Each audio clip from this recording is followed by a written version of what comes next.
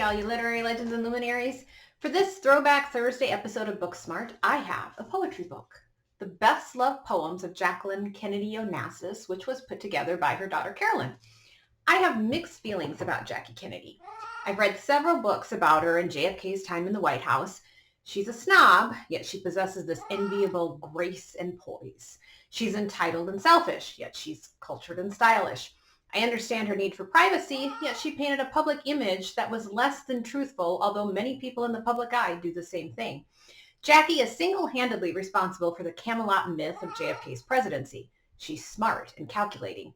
Because Jackie didn't want anyone to see JFK's autopsy photos, including those in charge of investigating his assassination, we have even more conspiracy theories running amok because of those photo discrepancies. Everyone gave in to Jackie like she was a spoiled brat or the Queen of England, and it's ridiculous. Even her Secret Service agent, Clint Hale, whose memoir I read and I would highly recommend, spoke admirably of Jackie, but admitted that Jackie frustrated the White House immensely. Because of this, I often wonder if Jackie wasn't partly to blame for the FBI digging through Marilyn Monroe's house after her death. Allegedly, when Jackie heard Marilyn died, she was incredibly worried what might be uncovered. She did not want to be made a fool.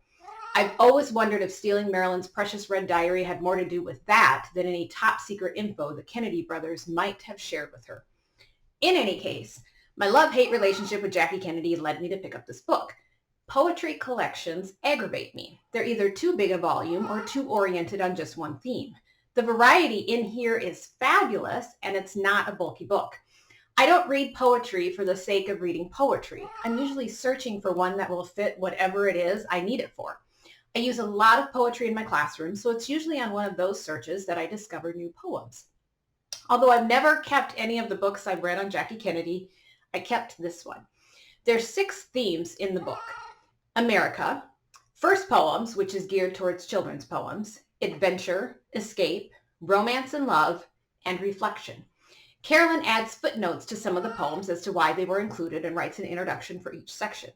These descriptions give the book its authenticity, for Carolyn knew her mom and dad in ways the public never did, even if we think we know who they were because they were always in the public eye. In this book, you'll find lots of Robert Frost, which makes sense considering he read at JFK's inauguration. You have Dickinson and Langston Hughes. They make several appearances. Classics like Annabel Lee, I Hear America Singing, The Red Wheelbarrow, The Passionate Shepherd to His Wife, and She Walks in Beauty are included, as well as some that I had never read before, like this one by Rupert Brooke. And it is called The Hill.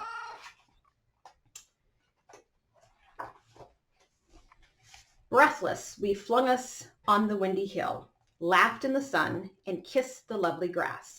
You said, through glory and ecstasy we pass. Wind, sun, and earth remain. The birds sing still. When we are old.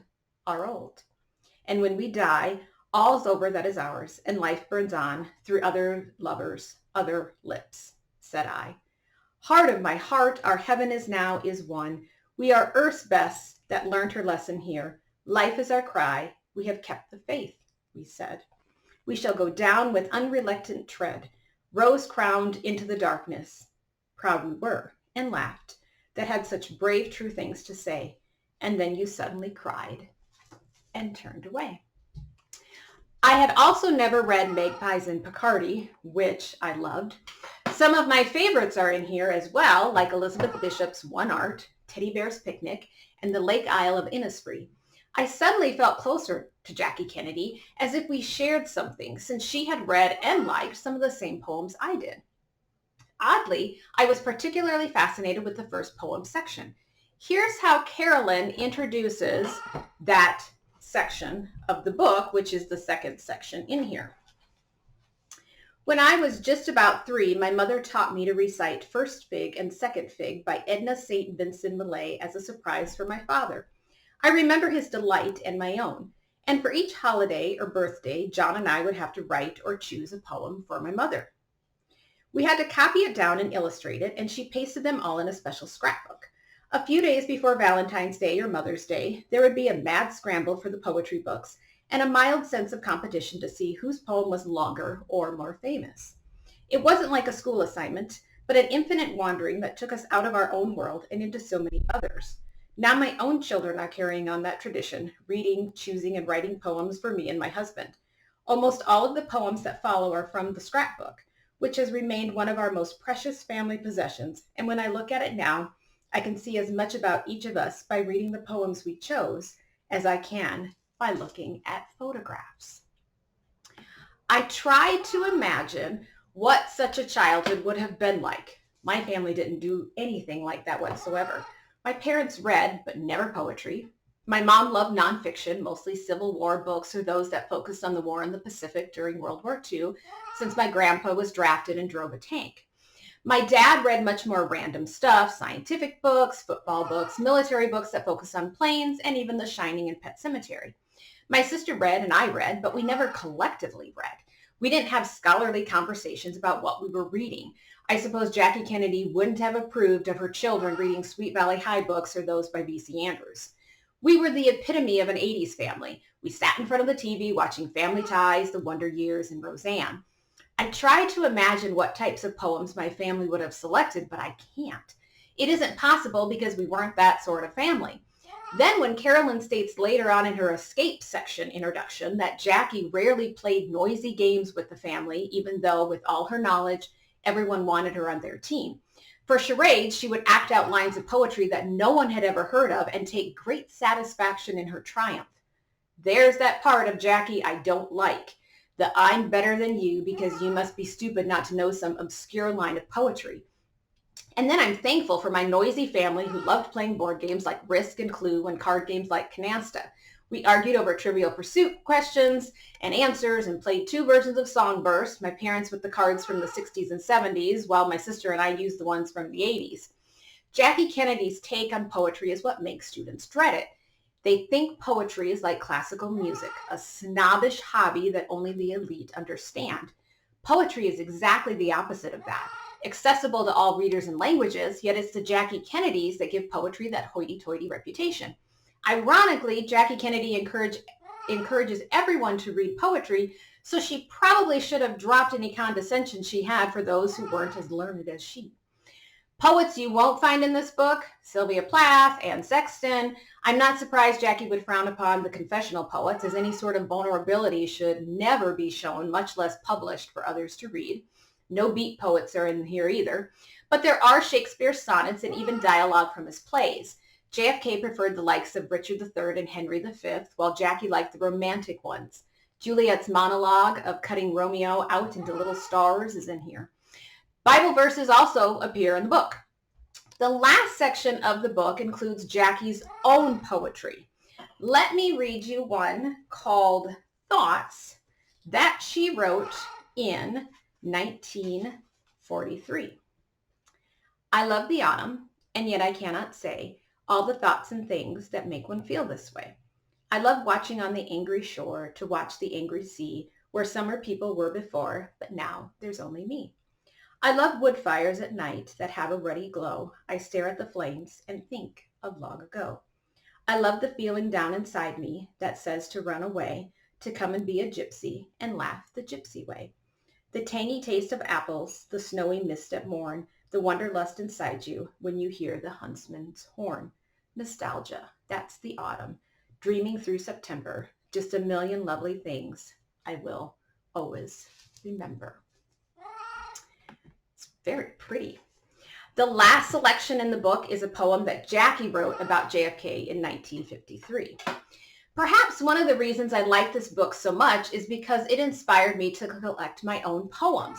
Not that I would ever be famous as to prompt such a collection of poetry, but I pondered what poems I would put in a book that would represent me. What themes would I showcase? So here's my poetry book that I started collecting stuff in. And I have loose leaf ones that I haven't put in there yet. But here's my first page. And on my first page, I have one by Anne Bradstreet, To My Children. And then I have the Emily Dickinson one about This Is My Letter to the World. Mad Girls Love Song by Sylvia Plath is one of my favorites. But I will show you the Teddy Bear Picnic one because it just happened to fit in here. And I had it in here. and I had a little teddy bear blanket that I cut out some of the teddy bears in. I have one art in here as well. And then I couldn't help it because in Jackie's book, she has the Owl and the Pussycat. And that was the little credit song at the end of 30-something that said, "And dance by the light of the moon." And so I put that in there for my nostalgic wandering of 30-something. And then I started making my own little bound book journals like these. And this was just to get rid of my calendar pictures of Marilyn. And I didn't think it would actually work because I didn't think glue was that flexible, but I love the finished product. So then we were getting new textbooks at school. And so I cleaned out some of my cabinet, and I had ancient books that had been sitting there forever. And I don't know if I was allowed to do this or not, but I tore out the neat pages, and I ended up with I put a back Emily Dickinson poem on the back. And so then I had my students make their own junk journals out of it. I had scrapbook paper I no longer use, so I integrated that in as well. Then I made a sparkly one with scrapbook paper, and then I made a Christmas one that had fragments of wrapping paper and whatnot in it. For Valentine's Day a couple years ago, I made my students little books of love poems that we discussed in class leading up to Valentine's Day. So I've toyed with the idea of making my own poetry collection book more like these than the bulky scrapbooks. I love scrapbooks, but they are hard to store because you have to have shelves wide enough for them, and they're difficult to look at sometimes because they're so bulky. The bound little books I could easily place on my bookshelf with all my other books. But then I would have to be okay if I found new poems that I loved. A couple years ago, I found The Otter and the Seaweed. Oh dear, I went to bed that night worried about all the little sea otters. But ultimately, that's why I kept the best loved poems of Jackie Kennedy, because I was inspired to collect the best loved poems of Julie. And now those poems will reflect who I was and what was important to me when I'm dead and gone. Think about that. What poems would you collect into a book?